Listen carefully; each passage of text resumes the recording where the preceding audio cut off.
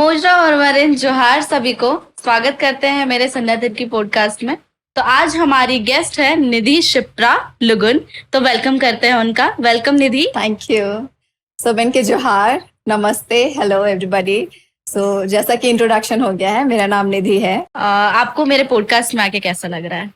आने का मन तो ऐसे कभी लगा नहीं कि ऐसे इनविटेशन आएगा, लेकिन जस्ट बिकॉज हम लोग के कॉमन फ्रेंड्स हैं और कॉमन इंटरेस्ट भी शेयर करते हैं, तो फिर जब इनविटेशन मिला तो आई कुडंट से नो।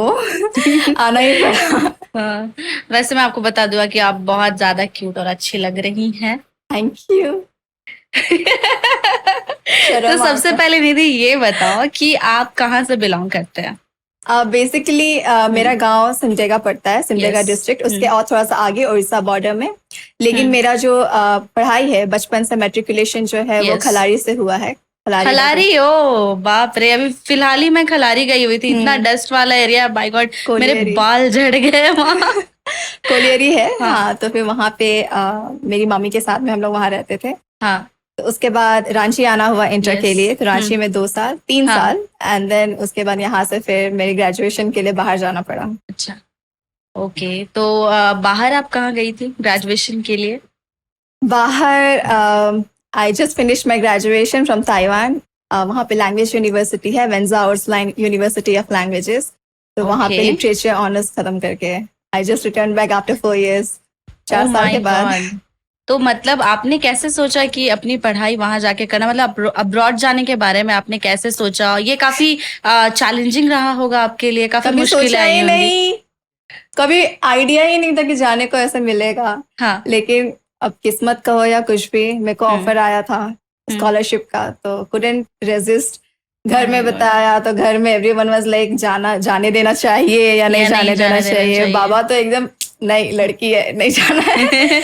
हम लोग जैसे बाहर जाने की बात करते हैं, आउट ऑफ कंट्री जाने की बात करते हैं, तो पेरेंट्स हमारे थोड़े मतलब एक लड़की को मतलब कैसे भेजा जाए, इस तरह का थोड़ा कंसर्न तो होता है उनको।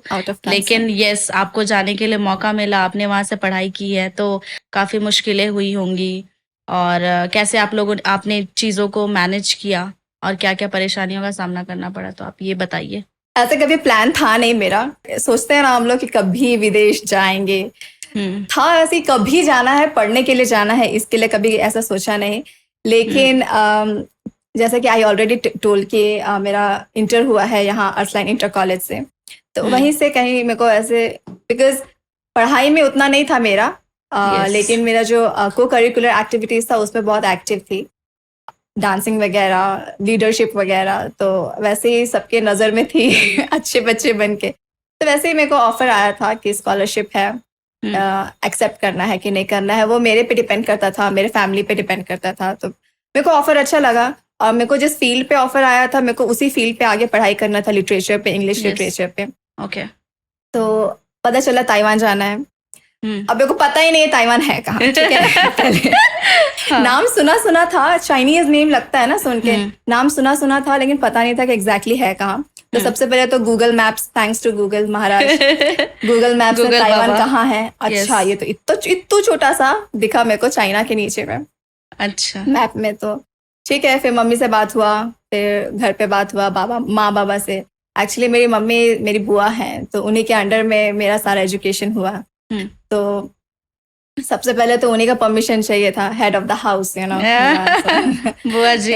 हाँ, तो मम्मी वाज लाइक हाँ ठीक है, सब कुछ ठीक है, उनके लिए तो सब कुछ ओके ही रहता है। तो फिर ठीक है, वो बोलती हाँ। लेकिन द प्रॉब्लम वाज फ्रॉम बाबा के साइड से थोड़ा सा, तो हाँ वही गर्ल चाइल्ड ना, and then out of concern, उनको थोड़ा कंसर्न था।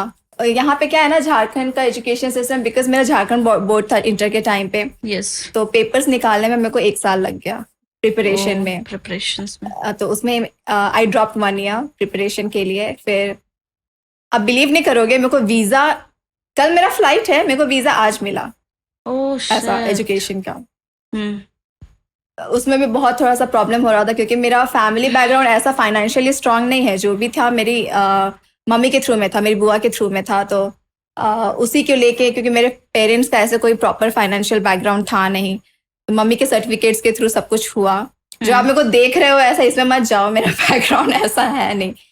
तो आपके करिकुलम एक्टिविटीज के चलते ही आपको मतलब ये स्कॉलरशिप का अपॉर्चुनिटी मिला था या फिर नहीं, वो लोग स्टूडेंट्स ऐसे चाहते थे जो लोग जो ऐसे आउट परफॉर्म करते हैं सब चीज में। ओके हाँ।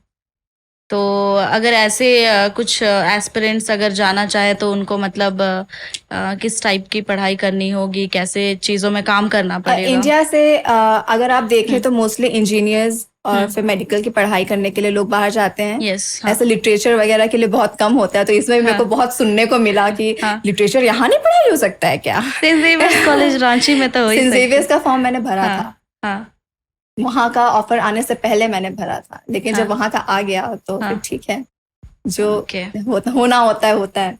हम्म तो अगर किसी को जाना है तो पहले क्या होता है ना कि आप उस यूनिवर्सिटी के बारे में पता कर लो, उसके बाद आप रिसर्च करो, प्रॉपर रिसर्च करो। बहुत मुश्किल नहीं है, आपको बस अपने आप को स्ट्रांग करना है कि आप जाना है। तो उसके बाद अगर आप अपना हेड स्ट्रांग कर लो कि हाँ मेरे को जाना है बाहर, तो उसके बाद आप जितना भी प्रिपेयर करोगे अपने आप को उसी एम को लेके करोगे। तो जो एस्पायर करते हैं फॉरेन में जाके पढ़ने का, तो वो लोग को बस यही है कि थोड़ा रिसर्च करना होगा किस यूनिवर्सिटी में जाना है, और यूनिवर्सिटी के लिए ही नहीं, जहाँ पे लाइवलीहुड है, फिर कैसा वहाँ पे खर्चा है, एक्सपेंसेस, सारा रिसर्च करना पड़ेगा। क्योंकि वहां जाके ऐसा ना हो कि आपको लग जाए गलत हो गया, आपका डिसीजन गलत है, बहुत खर्चा हो रहा है, पेरेंट्स को फिर इंडिया में प्रॉब्लम हो जाएगा। जैसे मेरे साथ हुआ था शुरू में 1 साल मेरे को लग गया वहाँ एडजस्ट करने में। मम्मी को टेंशन हो गया कैसे होगा कैसे नहीं होगा, रह पाएगी नहीं रह पाएगी, लेकिन सब कुछ हो गया। कॉन्फिडेंस होना चाहिए बस। आपके फैमिली में कौन कौन रहते हैं और आपको इतना कॉन्फिडेंस और इतना आप किसको अपना इंस्पिरेशन मानती हैं? एज आई मेंशन कि मेरी बुआ हेड ऑफ द फैमिली है। बुआ के बाद उनके छोटे भाई जो मेरे पापा हैं बाबा फिर माँ, and then I am the eldest daughter. मेरे बाद मेरे 2 भाई हैं छोटे। और इंस्पिरेशन की बात है तो जो मेरी बुआ है वो सिंगल है अभी तक, शी इज ऑलरेडी 60+ रिटायर्ड है, रिटायर्ड मेट्रन फ्रॉम CCL। तो what I know about her, जो अपना पूरा लाइफ जो सैक्रिफाइस करते हैं ना लोग, वैसा है उनका लाइफ। वो अपने फैमिली के लिए, मतलब अपने भाई के बच्चों के लिए अपना लाइफ सारा सैक्रिफाइस कर दी। सैक्रिफाइस इन द सेंस ऐसा नहीं है, वो मस्ती भी बहुत की है, उनका काम है, उनका पैसा है तो मजे करेंगे। वो फॉरेन खुद घूम घाम के आ चुकी है, लेकिन वो अपने बच्चों को भी, मतलब हम लोगों को अपने बच्चों की तरह बचपन से ही, मेरा मॉन्टेसरी से लेके अभी तक का जितना पढ़ाई, अभी तक का नहीं, ग्रेजुएशन तो I did bye my self, अभी तक मेरे भाइयों को भी अभी तक देख रही है, पढ़ा रही है। तो इंस्पिरेशन वही है। मम्मी हमेशा कहती थी कि लड़की हो तो क्या हुआ, सब कर सकती हो, जैसे शी डिड बाय हरसेल्फ ना, अपना सब कुछ वो की है। तो 25 साल की थी जब से उनको काम चालू हुआ, एंड देन अंटिल अभी तक शी इज वेरी स्ट्रांग। तो कहीं ना कहीं आपको उनसे प्रेरणा मिली कि हाँ, शी इज लाइक यशोदा मैया, जैसे कान्हा जी देवकी माँ के बेटे हैं, लेकिन उनका पालन पोषण यशोदा जी ने किया है, उसी तरह हमारा तीनों का भी वही है। अच्छा, तो माँ बाबा का भी बहुत सपोर्ट रहा है। मेरी माँ गांव में भी बहुत, उनको भी देख के लगता है कि हाउ स्ट्रांग शी इज ना, एकदम पतली दुबली है मेरी तरह, मेरे से भी पतली है, लेकिन ये फिट है। फिजिकली वो इतना काम करती है वहां पे, घर पे रुकेंगे ही नहीं, सोना ही नहीं है उनको भी। सो वैसा है घर। जैसे कि आपने बताया कि आपने अपनी पढ़ाई, ग्रेजुएशन की पढ़ाई ताइवान से की है, तो वहाँ का एक्सपीरियंस कैसा रहा और इंडिया की स्टडीज से वहाँ का स्टडीज कितना डिफरेंट है? क्योंकि मेरे को कभी एक्सपीरियंस नहीं हुआ यहाँ पे कॉलेज लाइफ, इंटर के बाद मेरे को तुरंत ही, मतलब 1 साल के बाद वहाँ जाना हुआ। तो फिर जैसे मेरे फ्रेंड्स के थ्रू जितना मेरे को पता चलता है उसके हिसाब से आई विल शेयर। वहाँ पे जाने के बाद मेरे को लगा कौन से नई दुनिया में, क्योंकि भाषा अलग है, ठीक है, खाना अलग है वहाँ पे यूनिफॉर्म्स नहीं है कॉलेजेस में। और आप अगर स्टूडेंट्स को देखेंगे, जैसे यहाँ पे क्लोथिंग को लेके बहुत रिस्ट्रिक्शंस, आप ऐसा नहीं पहन सकते हो, वैसा नहीं पहन सकते हो, शॉर्ट्स नहीं पहन सकते हो। आप वहाँ अगर स्टूडेंट्स को देखोगे तो लगेगा कि वो लोग अभी बेड से उठ के सीधे क्लास में आए हुए हैं, लेकिन बहुत फ्रेश उनके क्लोथिंग को देख के। तो उस पर उतना रोक टोक नहीं होता है क्लोथिंग को लेके उतना, लेकिन वो लोग बोलते हैं कि जैसा आप पहनते हो डिसेंट पहनो। इनिशियल डेज में कभी कभी 1-2 दिन ऐसा हुआ कि कुर्ती पहन के आप क्लासरूम में बैठ जाओ, तो प्रोफेसर्स कभी एक बार ऐसा, मुझे नहीं लेकिन मेरे सीनियर्स को ऐसा टोके हुए हैं कि क्योंकि बहुत डिफरेंट हो जाता है ना, बाकी सब कोई वेस्टर्न पहने हुए हैं, आप अकेले एक इंडियन कुर्ती में आप बैठ जाओ, तो जो प्रोफेसर्स हैं उनको थोड़ा डिस्ट्रैक्शन हो जाता है पढ़ाने में, नजर उधर ही जाता है, तो वैसा डिस्ट्रैक्शन हो जाता है। लोग स्टूडेंट्स भी एकदम मरमर करेंगे ना एक दूसरे के साथ में कि why is she wearing like this today, why is she so different. So आज इसका बर्थडे तो नहीं है, वो डिफरेंशिएट ना हो, इसलिए हम लोगों को बोला जाता था कि वेस्टर्न ही पहनो। यहाँ पे ऐसा होता है ना कि मतलब स्कूल्स में कि हाँ आज बर्थडे है तो फैंसी ड्रेस में चले गए उस टाइप का। वहाँ हाँ, के ऐसे पूछते टीचर्स थे कि का आज कोई बर्थडे हाँ है क्या। ऐसे इंडियंस हो तो आपको बड़ा इंपॉर्टेंस मिलेगा Indian, because of our culture ना वेरी रिच। तो आप कभी अपने कंट्री को आप इंडिया को रिप्रेजेंट कर रहे हो तो आप साड़ी पहनते हो, ठीक है। वहां पे तो साड़ी जिस दिन पहन लो तो पूरे यूनिवर्सिटी में किसी एक डिपार्टमेंट में फंक्शन हो रहा है, बाकी डिपार्टमेंट में स्टूडेंट्स को पता नहीं है कि एक्चुअली हो क्या रहा है। तो आप उस डिपार्टमेंट के लिए रेडी हो तो दूसरे आपको पूछेंगे आपका बर्थडे है क्या, आई वुड से नो, यहाँ पे कुछ फंक्शन है तो I am representing my country, it's my countries costume, it's my countries cloth. तो वैसा होता है। ओके और आप जिस दिन साड़ी पहन लो उस दिन तो वाह सेलिब्रिटी वाला फीलिंग आता है, सब आ जाएंगे photo click Oh my God. खड़े हो जाओ स्टैचू की तरह ऐसे, एक इधर से एक इधर से, फिर वो लोग जाएंगे फिर please come, wow can I have a picture with you, please come, ऐसा होता है। मतलब यहाँ के लोग हैं वो वेस्टर्न के पीछे मरे जा रहे हैं और वहाँ के लोग मतलब हाँ इंडियन चीजों को कितना वेल रिस्पेक्ट करते हैं और उसको कितने अच्छे तरीके से एक्सेप्ट करते हैं, राइट। वेरी या एग्जैक्टली। और वहां पे क्योंकि दूसरे कंट्री से भी लोग हैं तो हम लोग का क्रॉस कल्चर एक्सचेंज होते Yes. रहता है। तो because I also vlog sometimes इस टाइम हाँ. पास के लिए, तो एक व्लॉग मेरा ऐसा है, मेरी इंडोनेशियन फ्रेंड है तो हम लोग अपना कॉस्ट्यूम एक्सचेंज कर रहे हैं। वो मेरे को अपना इंडोनेशियन का जो वो उनका कल्चर जो ड्रेस है वो मेरे को Tradition. दे रही है, and I am giving her sari, and मैंने उसको पूरा पहनाया है sari, and she is looking beautiful in it. बड़ा सुंदर, साड़ी में तो ऐसे भी कोई भी नारी सुंदर ही सुंदर लगती है। यस निधि, जैसा कि बताया कि वहाँ के कल्चर, लाइफस्टाइल, लैंग्वेज डिफरेंट है यहाँ से काफी ज्यादा। तो मतलब अगर नॉर्मली अगर यहाँ से लोग जाते हैं वहाँ पे कुछ सीखने के लिए, पढ़ाई करने के लिए या फिर कोई भी चीज में वर्क करने के लिए, तो उनको मीन्स कितना वक्त लगेगा इन चीजों में एडजस्ट होने में और किस तरह का परेशानी का सामना करना पड़ेगा? नॉट ओनली ताइवान, अगर आप किसी भी दूसरे कंट्री में जा रहे हो पहले तो एज आई सेड कि आपको रिसर्च करना पड़ेगा, सिर्फ कॉलेज के बारे में नहीं, सब चीज के बारे में, वहाँ का एनवायरनमेंट कैसा है, फूड कैसा है। आपको पहले ही हेडस्ट्रॉन्ग होना पड़ेगा कि आपको एडजस्ट करना है, क्योंकि आप वापस नहीं आ सकते हो बीच में छोड़ के। तो जैसा कि आई सेड कि मेरे को 1 साल लग गया, क्योंकि वहाँ पे कम्प्लीटली डिफरेंट लैंग्वेज, वहाँ पे चाइनीज चलता है, मैंड्रिन।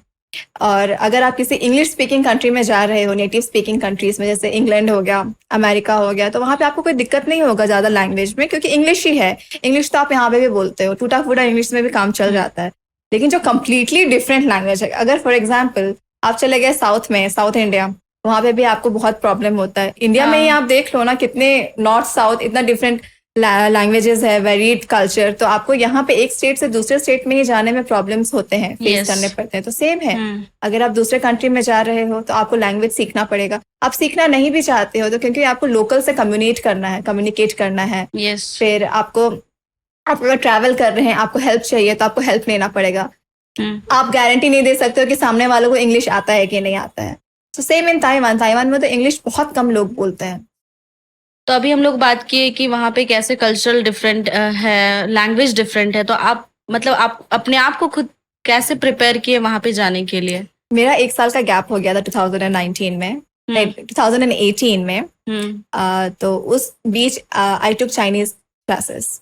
वो बात अलग है कि मेरे को कुछ समझ में नहीं आया, क्योंकि उस तरह का एनवायरनमेंट होना चाहिए, कोई होना चाहिए जिससे आप कम्युनिकेट करो। आप इंग्लिश अगर सीख रहे हो तो क्लास में आप इंग्लिश सीख के उसको अपने फ्रेंड्स के साथ जब तक ना बोलो, आपको वो फ्लुएंसी नहीं आता लैंग्वेज में, तो वही प्रॉब्लम हो गया। आप यहाँ सीख रहे हो 1 2 3 आप सीख रहे हो कैसे बोलते हैं, ई अर सांसर, ठीक है।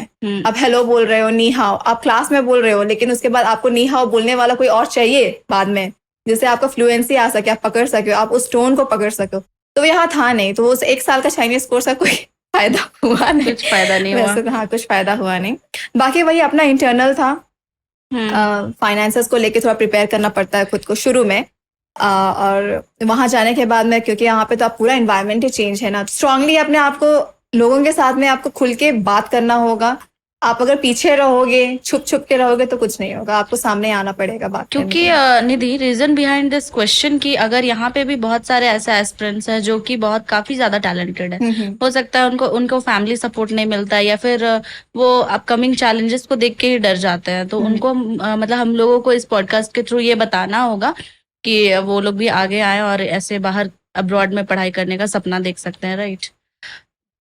पहले तो अपने भारत का भी पढ़ाई बहुत अच्छा है ठीक है। हाँ लेकिन अगर आपको है ऐसा, आप हाँ एस्पायर कर रहे हो बाहर जाने का, आपको हम्म आपका ड्रीम है कि आप बाहर जाके पढ़ो, बहुत मुश्किल नहीं है।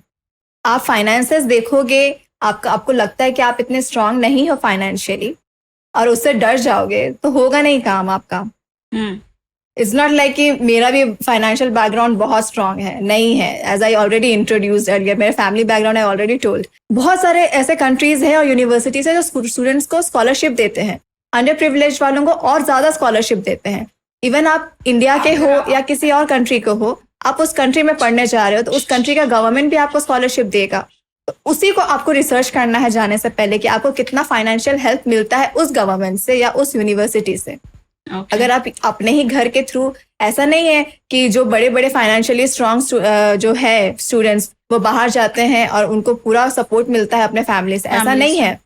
वहां पे भी जाके वो लोग पार्ट टाइम्स करते हैं अपने खर्चे निकालने के लिए। फीस भले घर वाले दे रहे हो या फीस आपका हो जा रहा है, मैनेज हो जा रहा है स्कॉलरशिप से, लेकिन जो अपना जो आपका साइड का जो एक्सपेंसेस है, अगर आपको कुछ खरीदना है खुद के लिए, आपका डेली वेजेस मतलब कुछ खाने का है, बाहर खाने का है, तो they are earning by themselves, they are having part time jobs. एक नहीं, दो नहीं, लोग कितने 3-3 4-4 पार्ट टाइम जॉब्स करते हैं। अच्छा, वहाँ का पार्ट टाइम जॉब और यहाँ के पार्ट टाइम जॉब में क्या डिफरेंस है सर? यहाँ पार्ट टाइम, पहले तो यहाँ पे शर्म आता है लोगों को पार्ट टाइम जॉब्स करने में। लोग जो आप अगर देखोगे रात में जो सिक्योरिटी गार्ड का काम करते हैं वो लोग स्टूडेंट्स होते हैं मोस्टली यहाँ पे। तो रात में लोग देखेंगे नहीं, पहली तो, और दूसरा कि वो लोग रात में जग के पढ़ सकते हैं, दिन में भले वो क्लास जा रहे हैं या कुछ कर रहे हैं, तो वो लोग करते हैं। जो लोग को बहुत, दे आर एस्पायरिंग, ठीक है, और वो एस्पायर भी कर रहे हैं, इंस्पायर भी कर रहे हैं। अगर लोगों को पता है कि वो बच्चा स्टूडेंट है और वो पढ़ रहा है दिन में और रात में काम कर रहा है। हाँ, तो और दिन में ऐसे जैसे मोस्टली लोग क्या करते हैं, डिलीवरी का काम करते हैं, फूड डिलीवरी का, उससे ज्यादा यहाँ पे स्कोप ही नहीं है पार्ट टाइम जॉब्स का। आप अगर शॉप्स में देखोगे, जो सेल्समैन है, सेल्स वुमेन है, या तो वो लोग वही काम कर रहे हैं, या तो किसी चीज का प्रिपेयर करते वक्त वो काम कर रहे हैं, या तो आप सिर्फ काम करो या तो सिर्फ पढ़ो, वैसा ही है यहाँ पे।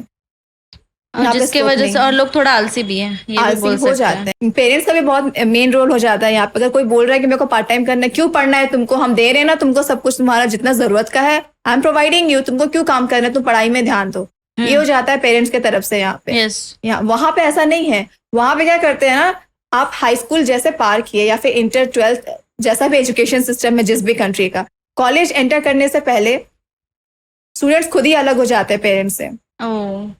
अलग हो जाते हैं इन द सेंस वो लोग खुद काम करके अपना एक्सपेंस निकालना चाहते हैं। भले पेरेंट्स जो है वो आपके फीस का पैसा दे रहे हैं, लेकिन स्टूडेंट्स जो है अपना जो पर्सनल एक्सपेंस है, अगर आपको पार्टी करने का मन है, वो पार्टी का खर्चा उसके पेरेंट्स से नहीं आ रहा है, वो उसके पार्ट टाइम से आ रहा है।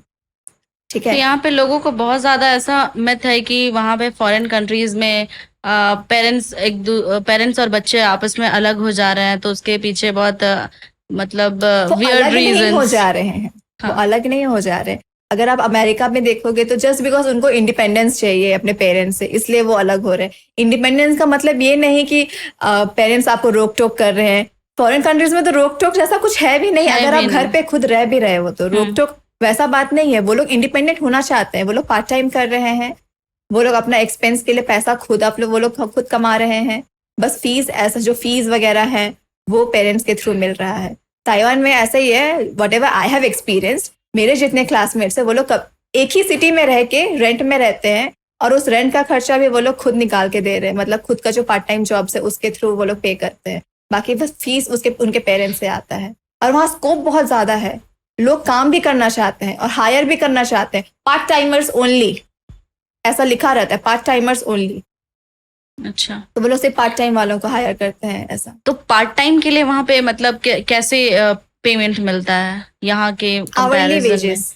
अच्छा, 1 घंटा में। वहाँ पे गवर्नमेंट का भी बहुत अच्छा रोल होना चाहिए इसके थ्रू। वहाँ पे क्या है ना, वहाँ फिक्स कर देते हैं आप इससे कम नहीं दे सकते हो पार्ट टाइमर्स को, क्योंकि वहाँ पे हर एक के पास वर्क परमिट होना चाहिए कोई भी काम करने के लिए, पार्ट टाइम हो या फुल टाइम हो। स्पेशली फॉरेनर्स, आप बिना जो वर्क परमिट है आप काम नहीं कर सकते हो वहाँ पे। अगर आप काम कर रहे हो और किसी को पता चल गया तो फिर वो हो सकता है पुलिस केस हो सकता है, आपको फाइन भरना हो सकता है। और गवर्नमेंट वहां पे इम्पोज करके रखे हैं कि आपको इतना से कम नहीं देना है। जो भी एम्प्लॉयर्स हैं, एम्प्लॉयज को इतना से कम आप पे ही नहीं कर सकते हो। नहीं तो एम्प्लॉय अगर कंप्लेन करता है, कर सकता है, उसके पास पूरा राइट है, वो कंप्लेन कर सकता है कि मेरे को जितना मिलना चाहिए उतना मिल नहीं रहा है आप पर आवर। जैसे यहाँ पार्ट टाइम का अगर देखा जाए तो पर डे के हिसाब से 500-300 ऐसे जाता है पर डे। तो वहाँ का कैसा है पार्ट टाइम का जो भी? वहाँ का करेंसी के अकॉर्डिंग वहाँ पे NT डॉलर्स चलते हैं, न्यू ताइवानीज डॉलर्स। तो वहाँ का करेंसी वैल्यू है, जैसे कि वहाँ का 1 NT dollars will be equal to 2.3 या 2.3 पॉइंट समथिंग, ऐसा 2.3 समथिंग इंडियन, वो फ्लक्चुएट होता है डॉलर्स। तो उस हिसाब से 1 घंटे का कम से कम आपको मिलेगा 400 समथिंग 1 घंटे का। हाँ, तो मतलब वहाँ पे लोग इजीली पार्ट टाइम करके सब कुछ मैनेज कर सकते हैं अच्छे से। Live example. तो आप वहाँ पार्ट टाइम में मतलब क्या करती हैं? I used to work as an chef, I mean assistant chef, kitchen assistant. हाँ। उसके बाद मेरे 3-4 टीचिंग जॉब्स थे। तो इतने सारे जॉब से हो गया मेरा 4 साल कट गया। ओके, तो वहाँ पे खाना बनाते थे तो मीन्स नहीं, because I use to live in the dormitory, तो मेरे को ऐसे अलाउड नहीं था खाना बनाना। हाँ। और वहाँ के लोग बहुत सादा खाते हैं, वो ज्यादा प्याज नहीं खाते हैं। तो जब प्याज भुनता है उसका जो स्मेल आता है तो बहुत कोई वहाँ पे उसको बेयर नहीं कर पाते हैं। तो ऐसे में बहुत कंप्लेन्स होता है। तो इंडियंस लोग इसलिए रेंट रूम्स, जहाँ पे लोकल्स भी हैं, वहाँ पे बहुत मुश्किल हो जाता है रेंटेड रूम्स, क्योंकि वो लोग खुद कुक करते हैं। एक्चुअली क्या है ना, वहाँ पे लोग प्रेफर करते हैं बाहर खाना। तो वहाँ फूड बिजनेस जो है बहुत अच्छा चलता है, क्योंकि लोग 3 समय का खाना बाहर अगर खा रहे हैं, लोकल हो या फॉरेनर्स। हम इंडियंस है जो पैसे बचाने के चक्कर में घर में खाना बनाना प्रेफर करते हैं, लेकिन उसके लिए भी मसाले चाहिए। अब जब भी इंडिया आ रहे हो तो आप लेके जाओ, क्योंकि वहाँ अवेलेबल नहीं है मसाले, वो लोग बहुत लिमिटेड स्पाइसेस यूज करते हैं। अब आपसे ये जानना चाहेंगे कि इंडिया के लोगों का वहाँ क्या हाल है ताइवान में? Can I sit like this? हाँ, बिल्कुल। ये बताना बड़ा मजेदार होगा। तो क्या है ना, यहाँ पे इंडिया के अंदर ही बहुत कॉन्फ्लिक्ट्स होते हैं, अलग अलग ग्रुप्स बटे हुए हैं। नॉर्थ इंडिया का अलग भाव है, साउथ इंडियंस का अलग भाव है। आप दूसरे कंट्री में जाओगे, कंट्री दूसरा है, इंडियंस अपना ही कंट्री बना के घूम रहे हैं। अच्छा, वहाँ पे भी नॉर्थ इंडियंस का अपना ग्रुप है, साउथ इंडियंस का अपना ग्रुप है। हम अकेले ईस्ट इंडिया वाले, ईस्ट इंडिया कंपनी नहीं, not the British east Indian company, east India वाले अपना कोई ग्रुप ही नहीं है, बहुत कम लोग हैं इधर से।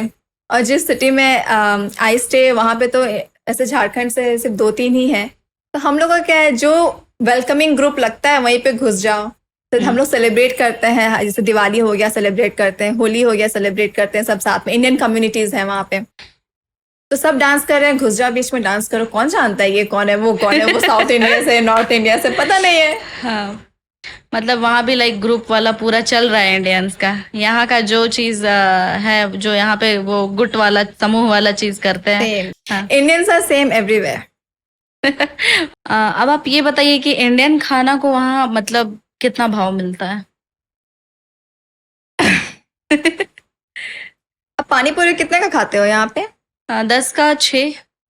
अभी 4 मिलता है शायद, मेरे को यहाँ आने के बाद में 4 मिलता है। नहीं, वहाँ मैं खलारी में थी, मुझे 6 मिला था। अच्छा, इधर मिलता है 5-4, ऐसे ही सिटी में 4। वहां पे एकदम सस्ते इंडियन रेस्टोरेंट का बात हो रहा है, ठीक है। 90 NT dollars which will be equal to 200 something, ठीक है।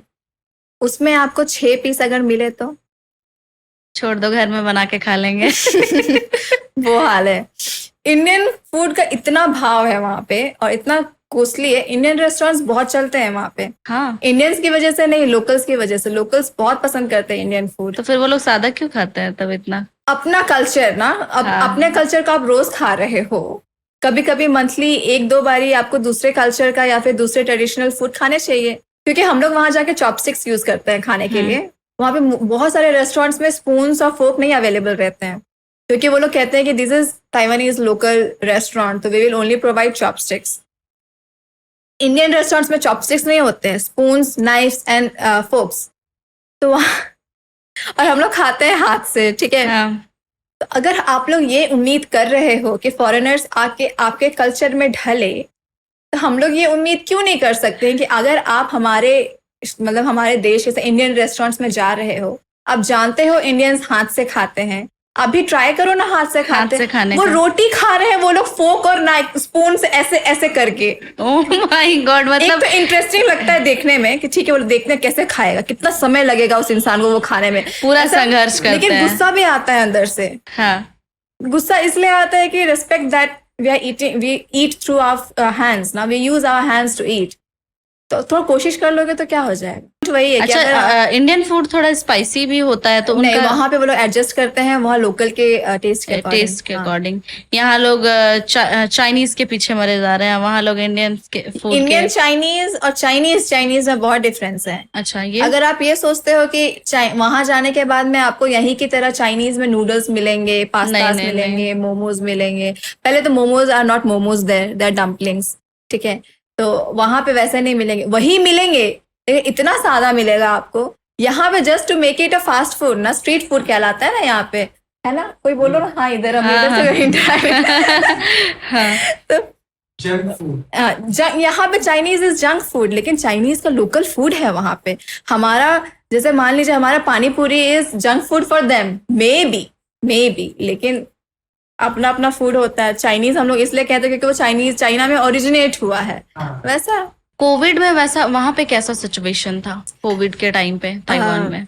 जैसा कि आई ऑलरेडी मेंशन कि आई रिटर्न बैक आफ्टर 4 years। मेरे को 4 आना था, साल। 2 साल के बाद भी आना था, लेकिन क्योंकि कोविड हो गया, जैसे ही कोविड हुआ और just because we are neighbouring to China ना, Taiwan is neighbouring to China, तो फिर वो लोग तुरंत बॉर्डर्स क्लोज कर दिए और बहुत रिस्ट्रिक्शंस था वहां पे। अगर आपको कोविड है आपको इन्फॉर्म करना है, अगर आप इन्फॉर्म नहीं करते हैं तो आपको $70,000 NT आपको फाइन भरना है। 70,000 will be something around almost 2 lakhs। आप उतना Oh फाइन my भरने को God, तैयार हो? अगर आप नहीं बताते हैं तो वो अगर इंडिया में होता, इतना रिस्ट्रिक्शंस नहीं, मतलब होता कि आप मास्क यूज करो, आप मास्क अगर पब्लिक प्लेस में नहीं यूज करे तो आपको फाइन लगेगा। तो इतना बीमारी नहीं फैलता। नहीं, वो लोग इतना जागरूक नहीं हो पाए इस चीज को लेके। यहाँ पे जब क्या होता है वो जागरूकता, जब जागरूकता का समय था तब क्या हुआ ना, इंडियंस मजाक उड़ाते रह गए चाइनीज का कि तुम लोग ये करते हो, ये खाते हो, वो पीते हो, ऐसा ऐसा।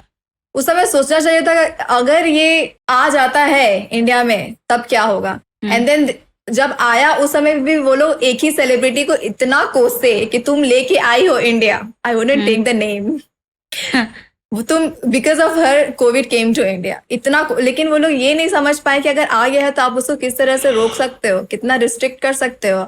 इंडिया का फर्स्ट वेव में उतना नहीं हुआ कुछ नहीं भी, हुआ था। सेकेंड वेव से ज्यादा डेथ्स होने लगे। आई तो use to refrain using my phone. मेरे को घर से फोन आता तो मेरे को डर लगता था कि कुछ बैड न्यूज मिलेगा, ऐसा लगता था, इसलिए बहुत कम ही बात होता था उस टाइम पे, डर से फोन ही ना रिसीव हो। मेरे तो कोविड के टाइम पे आपका पार्ट टाइम जॉब क्या सब होता था सब होता था? वहां पे। लॉकडाउन कभी हुआ ही नहीं ताइवान में। अरे वहां पे थर्ड वेव में थोड़ा ज्यादा अफेक्ट हुआ था, लेकिन उसके पहले बीच में क्योंकि जब ज्यादा हो रहा था तो वो लोग सब कुछ बंद कर दिए। इन द सेंस जैसे पब्लिक प्लेसेस हो गया वो बंद कर दिए। रेस्टोरेंट्स में आप जाके अंदर में डाइन इन नहीं कर सकते हो, आप जाओ आप पैक करा के घर ले आओ, अब वहां बैठ के नहीं खा सकते। यहाँ पे पूरा खाने पीने का दिक्कत आ गया था जो मेरे लिए बहुत बुरा था। निधि मुझे ये बताओ कि ताइवान और चाइना का क्या सीन है? ताइवान और चाइना, हाँ। पहले तो ये दोनों पहले शुरू में 1949 से पहले ये लोग एक ही चाइना ही के अंदर आता था ताइवान। लेकिन 1949 में ये जब पार्टीशन हुआ तब से भी चाइना मानता है, बीजिंग स्पेशली मानता है कि ताइवान जो है वो चाइना का ही पार्ट है। लेकिन ताइवान जो है वो कभी अपने आप को चाइना का पार्ट नहीं बोलते हैं। दो जो रेसिडेंशियल सर्टिफिकेट्स होते हैं उसमें लिखा आता है ROC, रिपब्लिक ऑफ चाइना, लेकिन चाइना का पार्ट है नहीं ताइवान अभी, ऑफिशियली तो नहीं है। बहुत लोगों को लगता होगा कि कहीं इंटरकनेक्टेड है, कनेक्शंस हैं चाइना से। कनेक्शंस इसलिए जैसे इंडिया पाकिस्तान है वैसे ही चाइना और ताइवान है। ओके। और लोगों को लेकिन अच्छा नहीं लगता है, वो चाइनीज ऐसे बोलते हैं कि ताइवान तो अपना है, लेकिन ताइवानीज ऐसा नहीं मानते। ताइवानीज को बहुत गुस्सा आता है जब चाइनीज ऐसा बोलते हैं। तो है तो कॉन्फ्लिक्ट्स हैं वहाँ पे।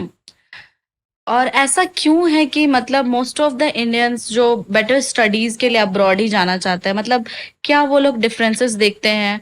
और मतलब स्टडीज या एजुकेशन के लिए ऐसा क्या होना चाहिए इंडिया में, क्या बदलाव होने चाहिए कि वो लोग यहीं रह के अब्रॉड के जैसे पढ़ाई कर सके? Job opportunities, job opportunities, okay. Better education.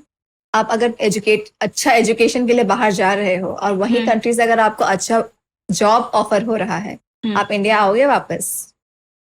और इंडिया कहीं आपका भी तो प्लान नहीं ना कि ताइवान में शिफ्ट हो जाए ऐसा कुछ? I'll tell you later. Okay. तो क्या है ना कि पहले तो सैलरी बहुत अच्छा देते हैं बाहर के कंट्रीज, जो जिनका जीडीपी बहुत स्ट्रांग है इंडिया के मुकाबले दूसरे कंट्रीज का। If I compare Taiwan to India, Taiwan का जो जीडीपी है वो इंडिया से 4 गुना ज्यादा है। ओके। तो उस हिसाब से वहाँ पे सैलरी भी बहुत अच्छे मिलते हैं। एज आई सेड कि वहाँ पे पार्ट टाइमर्स को सैलरी बहुत अच्छा मिलता है, 1 घंटे के हिसाब से मिल रहा है, तो आप सोचिए फुल टाइम्स को कैसा मिलता हो। और जब आपका सर्टिफिकेट्स, जो आपका स्टडीज का जो सर्टिफिकेट्स है वो अगर बहुत स्ट्रांग हुआ तो आपको बहुत आराम से अच्छा पोस्ट मिल जाएगा, जो भी आपको चाहिए। अगर आप मेडिकल फील्ड से हो, इंजीनियरिंग फील्ड से हो, what ever field you want. तो इंडिया में ये बदलाव होने चाहिए कि यहाँ भी इंडिया में है, लेकिन यहाँ पे क्या है ना, लोग गवर्नमेंट जॉब्स के लिए जाते हैं, वो लोग सीख करते हैं गवर्नमेंट जॉब्स के लिए, लेकिन सीट्स बहुत कम होते हैं। कितने साल उनको प्रिपेयर करने में लग जाता है, इस साल नहीं निकला, अगले साल, फिर अगले साल नहीं निकला, फिर तीसरे साल, उस हिसाब से बहुत साल वेस्ट हो जाते हैं। तो जिनको वो एक्सपीरियंस हो जाता है पहले से, वो देख लेते हैं किसी को कि इतना बहुत स्ट्रगल है यहाँ पे, स्ट्रगल के बाद भी उसका रिजल्ट नहीं मिल रहा है, तो इसलिए लोग क्या करते हैं ना, प्रेफर करते हैं बाहर जाना। तो इंडिया में ऐसा नहीं है कि बदलाव नहीं हो रहा है, हो रहे हैं बहुत ज्यादा। अभी तो बहुत एडवांस हो ही गया है अभी, लेकिन बहुत दूर है, इंडिया बहुत पीछे है और दूर भी है। तो इंडिया चंद्रयान तक पहुंच गया। इंडिया चंद्रयान तक पहुंच गया, और चंद्रयान को पहुंचाने में जिनका हाथ है उनको तो कोटि कोटि नमन। हाँ। लेकिन उनके जैसा काम सभी इंडियंस के पास तो नहीं है। हाँ, और उतना सैलरी भी नहीं है दूसरों के पास में।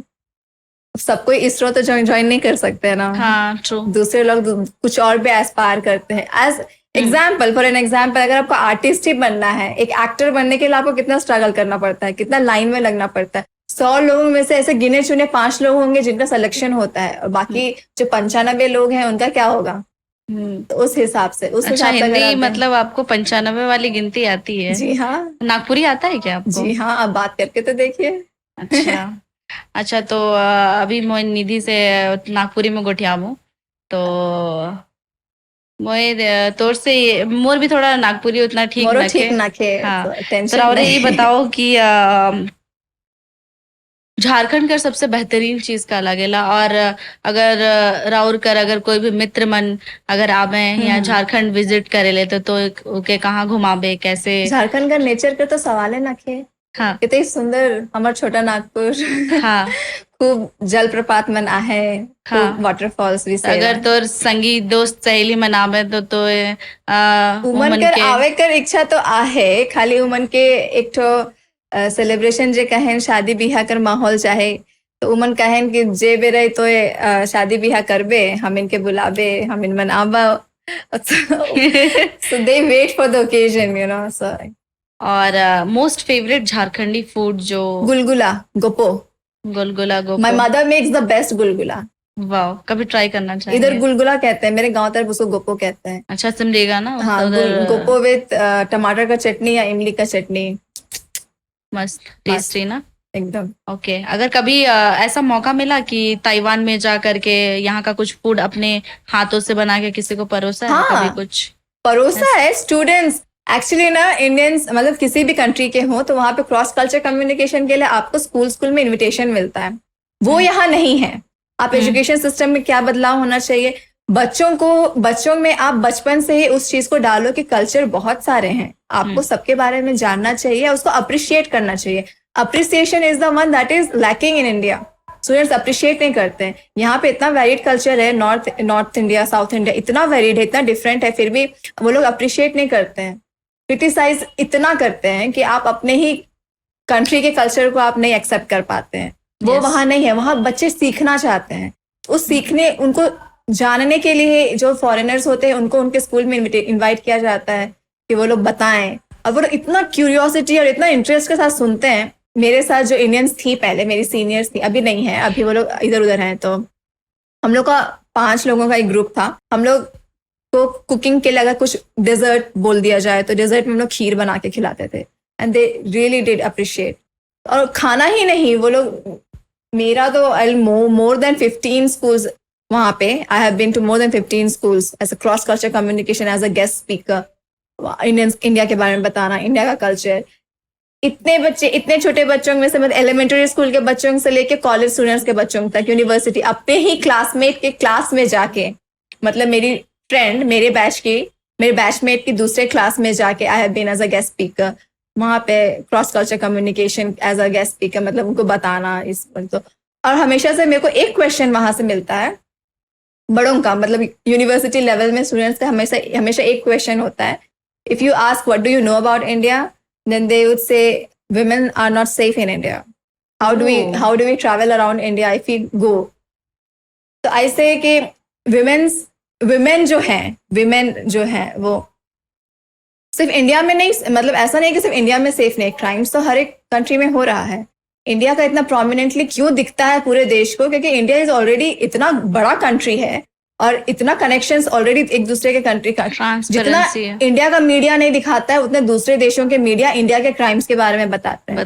तो वैसे में वो लोग ऑलरेडी जान जाते हैं क्या क्राइम्स हो रहा है. जितना यहाँ के लोग नहीं जानते उतना उनको मालूम है. माई वियतनामीज फ्रेंड, मेरी एक फ्रेंड है, उनको आप जब भी बोलो when are you coming to India, no I am not going alone, उसका एक ही आंसर रहता है, I am not going alone, it's not safe. ऐसा तो किसका काम है बताना उनको कि India is as safe as a travel in any other country. Misconception भी होता है लोगों का, वो भी दूर.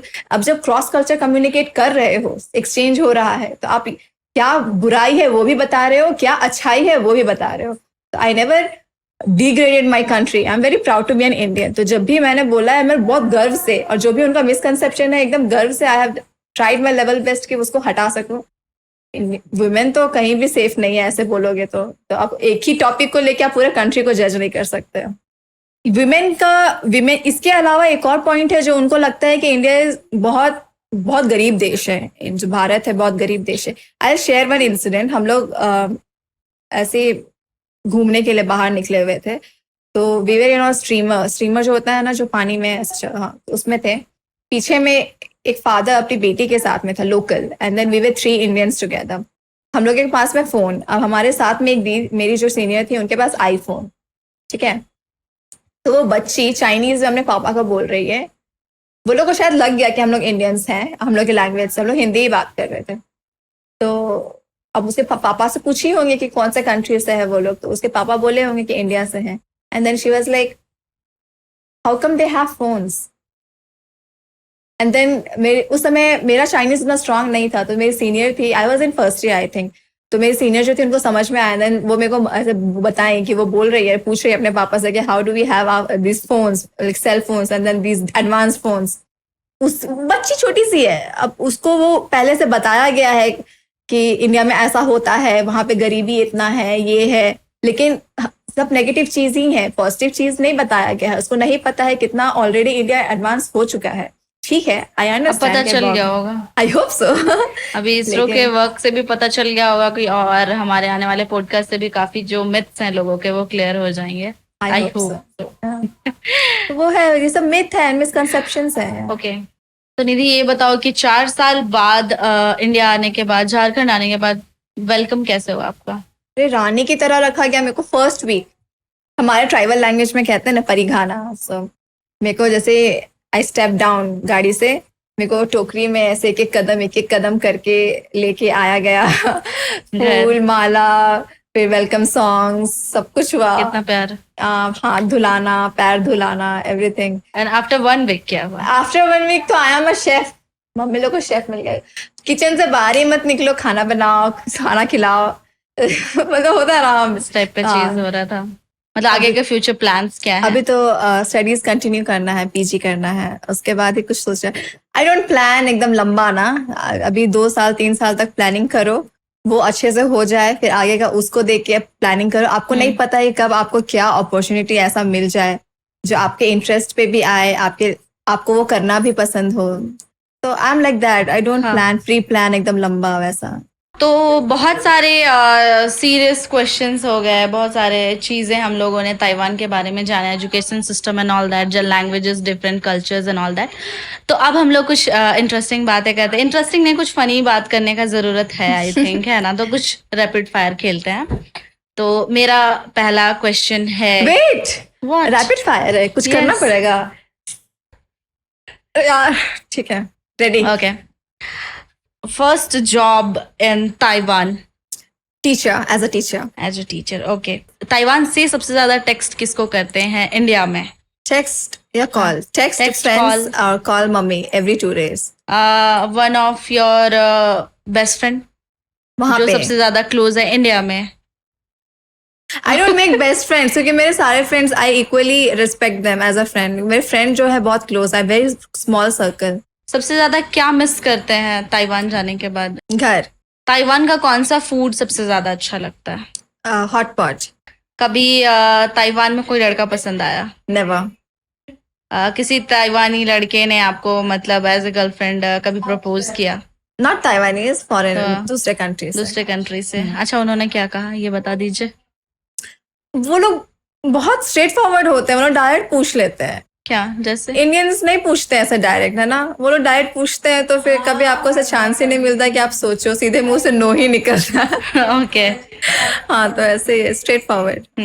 कभी ऐसा हुआ कि वहां के लोगों को हिंदी बोलना नहीं आ रहा और आप हिंदी में किसी को कोई गाली दे दिए हो, अब वो लोग को पता ना चला हो? मेरे को इंग्लिश गुस्सा में गाली में। नहीं निकलता, हिंदी में भी गाली नहीं निकलता मेरे से। ओके, ताइवान में आई लव यू को क्या बोलते हैं? वो आई नहीं, वो आई नहीं, वो आएगी वो आई नहीं, नी मतलब वो आई नहीं। आई आई मतलब लव, नी मतलब यू। अब वो मतलब वो वहाँ पे टोन्स होते हैं, तो that is also very difficult. I वो, नहीं। हाँ, वो मैं। अच्छा, मुंडारी में क्या बोलता है आई लव यू को? इंग आम के दुलड़ में आई। एंग आम के दुलड़ में आई। सही बोला ना मम्मी? एंग आम के दुलड़ में आई। ओके, ये चीज हम भी सीख लिया। Your favourite social media influencer? YouTube में I watch so many this podcast and all, लेकिन अभी व्लॉग चैनल में सारा सरोज करके है, मुंबई से blogger. I really like her vlogs. She is just 23, I am 24। मेरे को थोड़ा लगता है she is younger than me, but still she did so many things अभी तक इस लाइफ स्पैन में, and then she is still working. She is also an entrepreneur, and then she is also a business woman. ऊपर से she is also like travelling, blogging etcetera. I really relate बहुत होता है उसके साथ। She is really great. और एक लड़के में क्या देखते हैं? कम्युनिकेशन स्किल्स, बोथ गर्ल्स हो या boys, communication skills matters. Okay, कभी डेट किया किसी को? मम्मी है यार। You can tell me. Yes. Okay, describe yourself in one word. Confident. और क्या सुनना पसंद नहीं है? Hate listening, hate hearing. Abusive language. Should I give an example? हाँ। यहाँ पे एक बिना गाली के एक सेंटेंस नहीं निकला जाता लोगों से। नॉर्मल अगर फ्रेंड सर्कल में ये बात कर रहे हो तो I don't know how it is okay for them, but then ये माँ बहन की गालियां and then you are talking amongst your friends, मेरे को नहीं जचता। कभी सोशल मीडिया में किसी बॉय को स्टॉक किया है? Many oh, boys actors, oh my god. Favourite singer? Nagpuri या Hindi? Nagpuri, Hindi, both you can. Hindi में तो श्रेया घोषाल, फीमेल में, मेल में अरिजीत सिंह, एंड देन नागपुरी में ये मैम मोनिका मैम, मोनिका मुंडू। क्योंकि मोनिका मुंडू मैम को अभी जो आदिवासी दिवस था, आई हर्ड हर लाइव। मेरे पूरे से रोंगटे खड़े हो गए थे उसको सुन के। So she is really good. बचपन में वो क्रिसमस सॉन्ग्स गाती थी ना, तो उनका जो सीडी प्लेयर्स होते थे, एल्बम्स, वो वगैरह हमारे पास था, तो बहुत अच्छा लगता था। हम लोग बहुत डांस करते थे। क्यों आप बुआ को मम्मी बोलते हो? वो हमारे मुंडा में ना, जैसे बुआ जो होती है उनको सब कोई मामी मामी कहते हैं। तो बचपन से, क्योंकि I have stayed with mummy, मतलब बुआ के साथ में, तो मामी नहीं मम्मी वैसा हो गया। मामी से मम्मी, मम्मी ऐसा हो गया। माँ तो माँ जन्म वो माँ है, और mummy mummy. Okay, so much confusion. अभी जाके क्लियर हो गया। कंफ्यूज होते हैं, नॉट ओनली यू, सब कंफ्यूज होते हैं। आप मेरे से कोई एक क्वेश्चन कर सकते हैं जो आप पूछना हाउ डू यू चाहें? मैनेज? आप वाइफ हो, आप एक सिंगर हो, आप टीचर हो, आप अभी बीएड कर रहे हो, सो इतना सारा चीज, आप खुद एक इंस्पिरेशन हो यहाँ के यूथ के लिए। अच्छा, ऐसा है क्या? हमको लगता नहीं है। नहीं, ऑफ कोर्स अगर जिसको आपके बारे में पता है उनको तो लगेगा ना इंस्पायर होना, थोड़ा सा इंस्पिरेशन। आप मेरे से पूछते हो कैसे मैनेज होता है, क्या आप कैसे मैनेज करते हो? मैनेज करना मुश्किल है, बस सब हो जाता है। कभी कभी तो ऐसा सिर पकड़ लेता है कि क्या करे क्या ना करे। और आज मेरा शूट है तो 2 दिन बाद एग्जाम है, ऐसा होने वाला है। अभी बहुत हमेशा कुछ ना कुछ ट्रेजेडी चलते रहता है लाइफ में, कुछ ना कुछ ये आएगा कैसे दैट करे इज द पार्ट कैसे। ऑफ लाइफ, आप यस, इग्नोर नहीं पार्ट कर ऑफ सकते हो। लाइफ। यस, तो फिर तो अभी हम लोग लास्ट में कुछ गाना बजाना करें क्या? I am a very bad singer. Still we can sing साथ में, हम लोग गा सकते हैं, है ना? मम्मी बोल रही है नाच सकती हूँ, बोलो। तो हम लोग कुछ गाना गाते हैं, उसके बाद हम लोग इस वीडियो को यहीं पे खत्म करेंगे। आई कैन बी क्या नहीं, गाएं? आप कंटिन्यू, आप स्टार्ट करो, फिर मेरे को अगर आएगा तो आई ज्वाइन। ओके। पहली नजर में लुभाया मेरा मन, वही मुझे लगती है गुया। नहीं, ये स्टार्ट नहीं था, हम अच्छा। बीच से गा रहे थे ताकि टोन मैच कर ले। पहली नजर में लुभाया मेरा मन, वही मुझे लगती है गुया नंबर 1। स्टार्ट। हमको आशिक कमला नहीं, बिमला नहीं, झूली का प्यार बनाया। हमको आशिक कमला नहीं, बिमला नहीं, झूली का प्यार बनाया। पहली नजर में लुभाया मेरा मन, वही मुझे लगती है गुया नंबर 1। पहली नजर में लुभाया मेरा मन, वही मुझे लगती है गुया नंबर 1। हमको आशिक कमला नहीं, बिमला नहीं, झूली का प्यार बनाया। थैंक यू आपको, thank you for inviting and the crew जो इतना पेशेंटली मेरा बात सुने इतना लंबा लंबा। I really wish you all the very best आपके आगे के पॉडकास्ट के लिए, एंड आपका चैनल और ग्रो करे।